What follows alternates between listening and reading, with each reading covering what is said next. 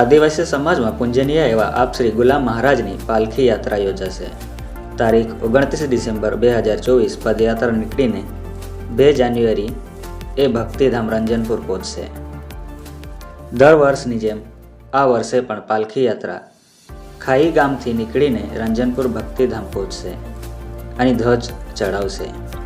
દર વર્ષની જેમ આ વર્ષે પણ આપ ગુલામ મહારાજની પાલખી યાત્રાનું આયોજન કરાયું છે, જે પાલખી યાત્રા પદયાત્રાનું ગામે ગામ ભક્તો દ્વારા સ્વાગત કરીને આરતી પૂજન કરીને દર્શનોનો લાભ લેશે।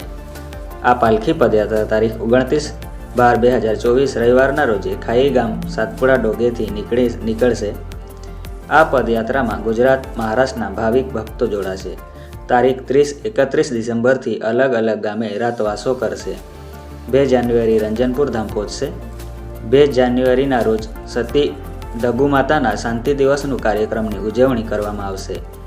3 તારીખેના શુક્રવાર સવારે બાબાજી તેમજ માતાજીના સમાધિ સ્થાને ધ્વજ ચડાવવામાં આવશે અને પાલખી યાત્રાનું સમાપન કરવામાં આવશે। ગુલામ બાબાની પાલખી પદયાત્રાનું ગામે ગામ સ્વાગત કરીને દર્શન કરીને ભક્તો ધન્યતા અનુભવશે। આ પ્રસંગે દરેક ગામના ભાવિક ભક્તોને મોટી સંખ્યાના ઉપસ્થિતિ રહેવામાં આહવાન કરવામાં આવ્યો છે। Bureau chief Suhas Valvi, news time, Tapi.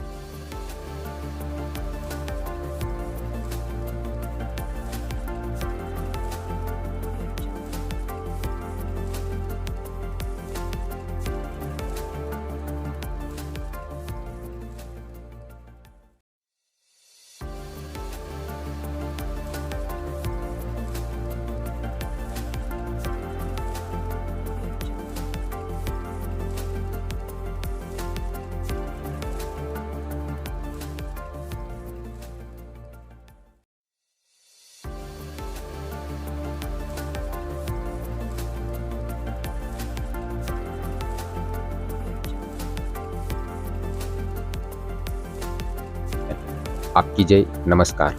હું રવિ વસાવા એક સામાજિક કાર્યકર્તા તરીકે કામ કરું છું। આ દર વર્ષની જેમ આ વર્ષે પણ જે ગુલામ બાબાની પાલખી યાત્રા, જે પદયાત્રા યાત્રીઓ જે ખાઈ ગામથી નીકળે છે અને રંજનપુર ધામ સુધી પહોંચે છે, તો આ વર્ષે પણ પાલખી યાત્રાનું આયોજન કરવામાં આવ્યું છે। આ મહારાષ્ટ્રના જે સાતપુડા ગામમાં એક ખાઈ ગામ છે, ખાઈ ગામથી પાલખી યાત્રાનું આયોજન થયેલું છે।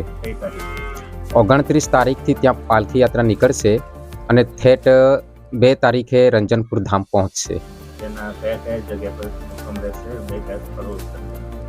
હાજી, ખાસ તો ખાઈ ગામથી 29 તારીખે નીકળશે સવારમાં। ત્યાંથી નીચે દોસરા પાદર ગામ છે, દોસરા પાદર ગામ પહોંચશે અને ત્યાં બપોરનું ચાય નાસ્તા અને બપોરનું ભજનની વ્યવસ્થા કરવામાં આવી છે।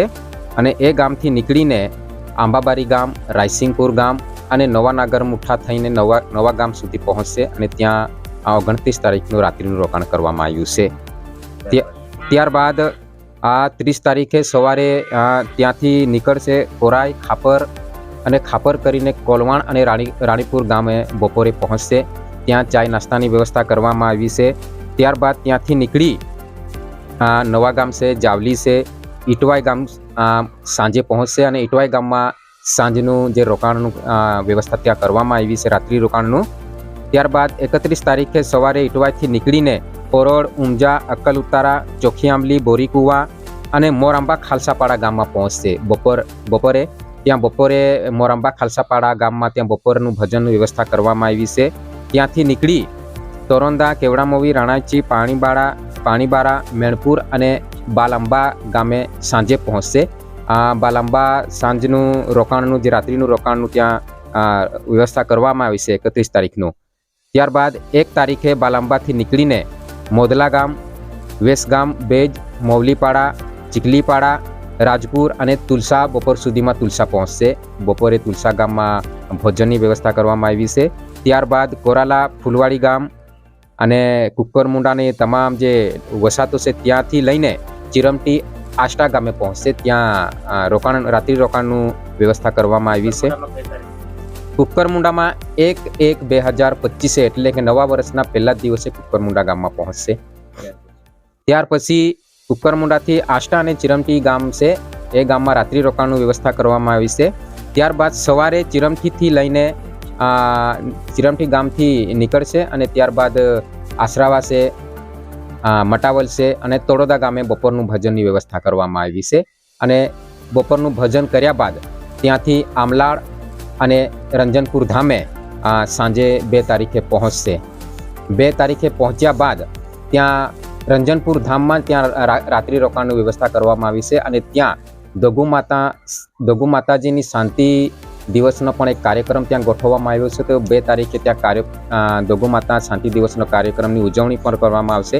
અને 3 તારીખે સવારે બાબાજી અને માતાજીના સમાધિ સ્થાન પર જે પાલખી યાત્રા જશે તેમના વતી ધ્વજ ચડાવવામાં આવશે અને આ પાલખી યાત્રાનું ત્યાં સમાપન કરવામાં આવશે.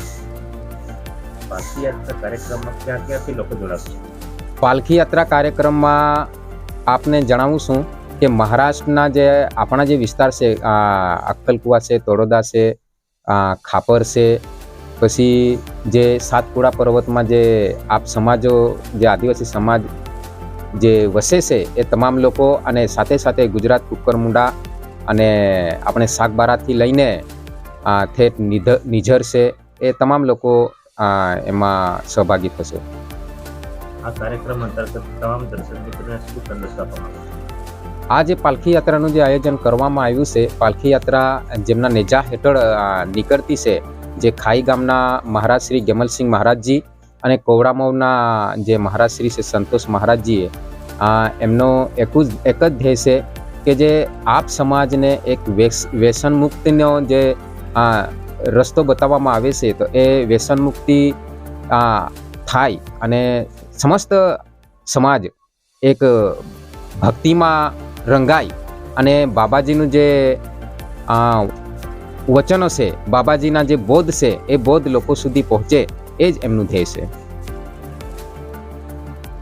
માટે તમામ સમાજના વડીલ આગેવાનો છે, ભાઈઓ બહેનો છે, યુવાઓ છે અને તમામ જે અહીં લોકો જે છે નાગરિકો છે, તમામ નાગરિકોને હું હાથ જોડીને વિનંતી કરું છું કે જે પાલખી યાત્રા ખાઈ ગામથી રંજનપુર જવા માટે આ જે રૂટ તૈયાર થયો છે, તો આ રૂટના ગામે ગામ પાલખી યાત્રા નીકળવાની છે. તો તમામને હું વિનંતી કરું છું હાથ જોડીને કે જ્યારે આપણા ગામમાંથી આ પાલખી યાત્રા નીકળશે તો પાલખી યાત્રાનું આપણે ગામે ગામ સ્વાગત કરીએ, બાબાજીનું દર્શન કરીએ અને આશીર્વાદ પ્રાપ્ત કરીને આપણે આ પાલખી યાત્રાને સહયોગ અને સહકારથી આપણે રંજનપુર ધામ સુધી પહોંચાડવાનું છે. ધન્યવાદ.